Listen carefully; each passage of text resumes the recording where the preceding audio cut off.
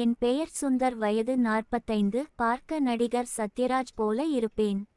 இன்றைய என் சொத்து மதிப்பு 5 மில்லியன் கனடா டாலர்ஸ். கனடால நான் சொந்தமாக பிசினஸ் வச்சிருக்கேன். என் மனைவி பெயர் சுசிலா, வயது 38. நடிகை ரம்யா கிருஷ்ணன் போல இருப்பா. என் பொண்ணு பெயர் ரியா, வயது 22. டான் பட நடிகை பிரியங்கா மோகன் மாதிரி இருப்பா.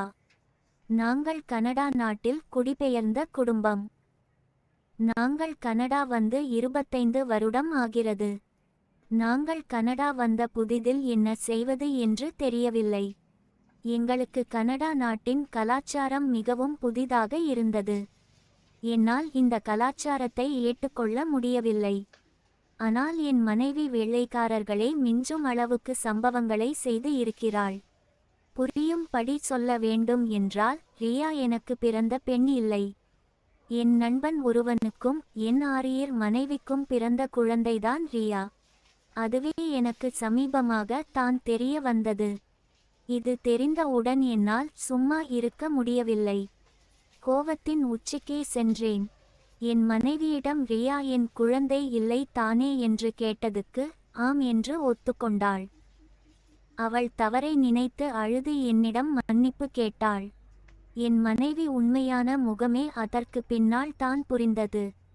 என் மதிப்பை அறிந்த என் மனைவி அவளின் தவறுக்கு பரிகாரமாய் அவள் மகளை எனக்கு விருந்தளிக்க முடிவு செய்தாள். சுசிலா, நான் செஞ்சது தப்புதான். நீங்க மட்டும் ரியாவை தப்பா பார்க்கலையா? நான் அவ என் பொண்ணுடி, அவளை எப்படி நான் தப்பா பாப்பேன்? நீ தப்பு பண்ணிட்டு என் பக்கம் திருப்ப பாக்கறியா?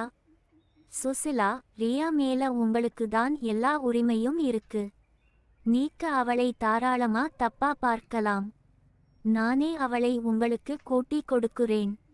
என் மேல தயவு செஞ்சு கோவை படாதீங்க. எனக்கு குழப்பமாக இருந்தது. என் மனைவியே அவள் மகளை எனக்கு விருந்தாக்க முடிவு செய்திருக்கிறாள். ரியாவை என்ன செய்ய ஆசைப்படுகிறீர்களோ அது உங்கள் விருப்பம். நான் குறுக்கே வரமாட்டேன், என்னால் முடிஞ்ச உதவியை செய்து தருகிறேன் என்று கூறினாள். நான் நன்றாக குழம்பி விட்டேன். என் மகளின் நினைவிலே வாழ ஆரம்பித்தேன். இப்படியே ஒரு வாரம் போனது. என் மகள், அதாவது என் மனைவியின் மகள், 25 வருடமாக நான் வளர்த்த என் மகள், பார்ப்பதற்கு சினிமா நடிகை போல இருப்பாள். என்னுடைய காலத்தில் ரோஜா, நக்மா, ரம்பா மாதிரி நடிகை அல்ல. இந்த காலத்து நடிகை போல அதிக உயரம் இல்லை, நல்ல வெள்ளை நிறம். என் மனைவி முன் என் மகளை பார்ப்பது எனக்கு புது வித போதையை கொடுத்தது. என் மனைவி செய்த தவறை சரி செய்ய என் மனைவி எப்படி என் மகளை எனக்கு கூட்டி கொடுப்பது என்று சிந்தித்து கொண்டே இருந்தாள். நாங்கள் எப்பொழுதும் ஒன்றாக தான் அமர்ந்து சாப்பிடுவோம். அன்று காலை உணவை சாப்பிடும் போது, ரியா, என்ன அம்மா இன்னைக்கும் சப்பாத்தியா? எனக்கு வேணாம். சுசிலா, காய்கறி எல்லாம் போட்டு செஞ்சிருக்கேன், மரியாதையா சாப்பிடு. ரியா, நான் வெளியில போய் என் ஃப்ரெண்ட்ஸ் ஓட சாப்பிட்டுக்கிறேன்மா. சுசிலா, எங்க கேட்டீங்களா உங்க மகள் சொன்னதை? உங்க மகளை உங்கள் மடியில் உட்கார வச்சு சாப்பாடு ஊட்டிவிட்டு தான் அவளை காலேஜ் அனுப்புறீங்க சொல்லிட்டேன். வேகமாக எழுந்து சுசிலா கிச்சன் சென்று என்னை பார்த்து கண்ணடித்தாள். நான் ஒரு டிஷர்ட் ஷார்ட்ஸில் இருந்தேன். ரியாவை என் மடியில் வந்து உட்கார சொன்னேன். ரியா, என்னப்பா நீங்களுமா? நான் என்ன குழந்தையா? அதெல்லாம் வேணாம். நான் ரியா அம்மா சொன்னதை கேட்டதானே? வா. ரியா சினுங்கிக் கொண்டே என் மடியில் வந்து உட்கார்ந்தாள். பழம் நழுவி பாலில் விழுவதை போல.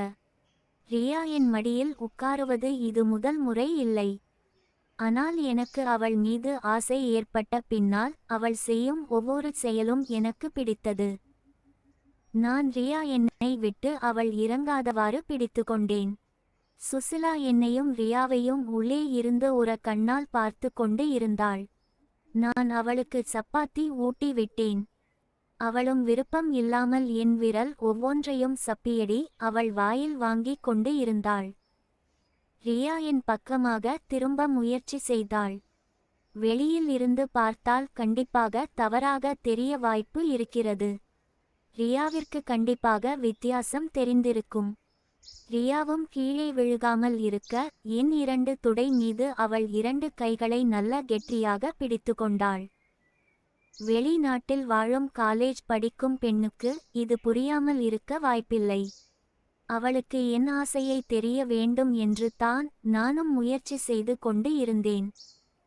தட்டில் இருந்த சப்பாத்தி முடிய ரியா சரி நான் காலேஜ் போயிட்டு வரேன் என்று சொல்லி என் கன்னத்தில் முத்தம் கொடுத்து சென்று விட்டாள். சுசிலா கிச்சனுள் இருந்து வெளியே வந்தாள். சுசிலா, என்னங்க? எனக்கே நீங்க பண்றத பாக்குறப்போ ஈரம் ஆயிருச்சு. குட்டி விழுந்துருச்சு போல. எனக்கே அவசரப்பட்டு கொஞ்சம் ஓவரா போட்டேனோன்னு தோணுச்சு. ஆனா உன் பொண்ணு போயிட்டு வரேன்னு சொல்லி முத்தம் கொடுத்துட்டு போறா. சுசிலா, அவ்வளவு விவரம் தெரியாதவ இல்லை என் பொண்ணு.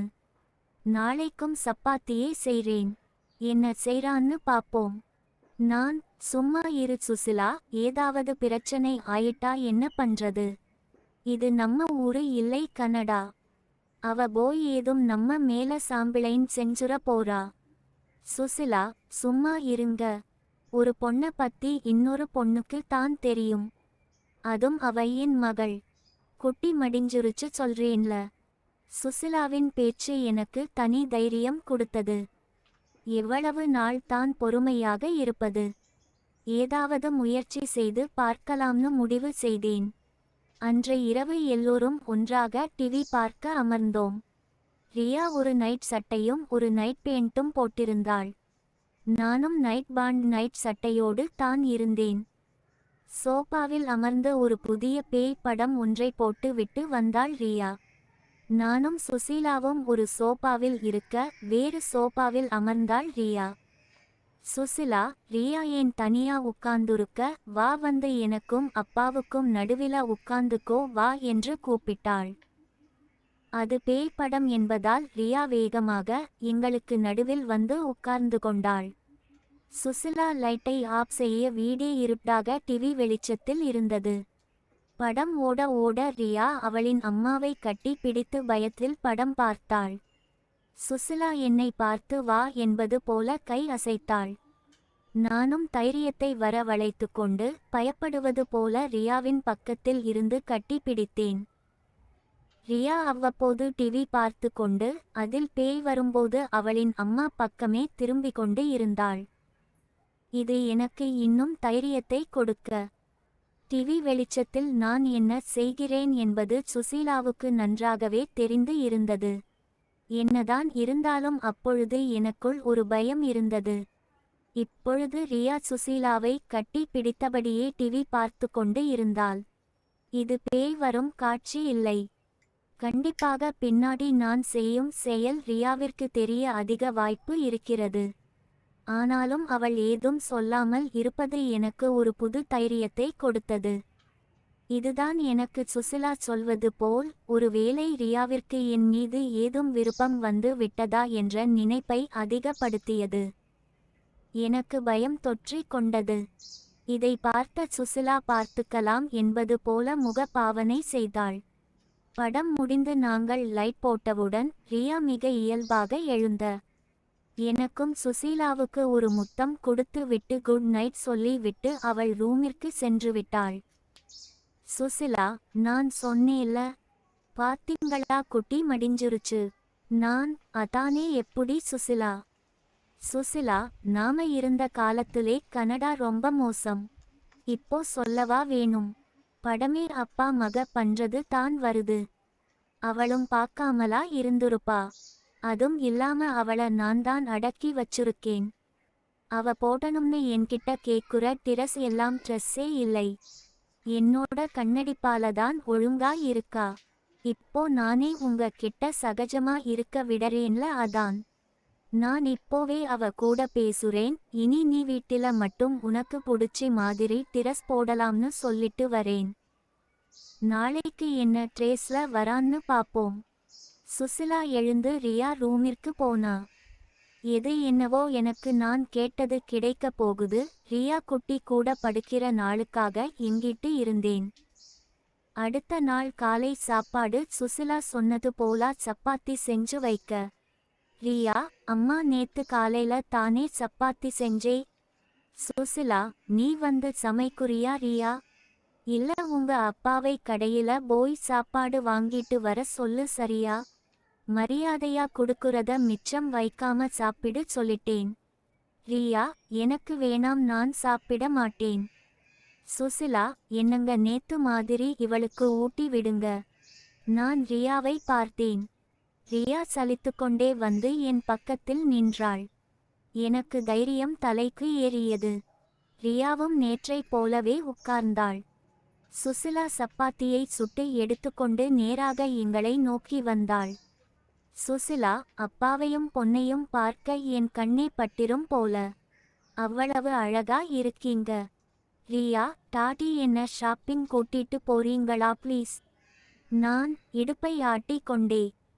கண்டிப்பா கூட்டிட்டு போறேன் டா செல்லம். தினமும் அப்பா மடியில உட்கார்ந்து அப்பா கிட்ட சாப்பாடு வாங்கிக்குறியா? ரியா, டாடி. சுசிலா, ஏண்டி அப்போ மட்டும் சப்பாத்தி இறங்குமா உனக்கு? இப்படி குட்டை பாவாடை போட்டுக்கிட்டு ஆட்டிக்கிட்டு திரிய விட்டாதான் பிடிக்குமா உனக்கு? ரியா, பாருங்க டாடி அம்மாவை என்று சினுங்கினாள். ஏன் சுசிலா பாப்பாவை இப்படி திட்டற? ரியா, குட்டி டாடி உன்ன ஷாப்பிங் கூட்டிட்டு போறேண்டா. சப்பாத்தி முடிய ரியா அங்க இருந்து எழுந்து சென்றாள். அவள் என்னை பார்த்து வித்தியாசமான சிரிப்புடன் அவள் அறைக்கு சென்றாள். வழக்கம் போல ரியா படம் பார்க்க ஹாலிற்கு வந்தாள். நான் லைட்டாக சரக்கடித்து கொண்டிருந்தேன்.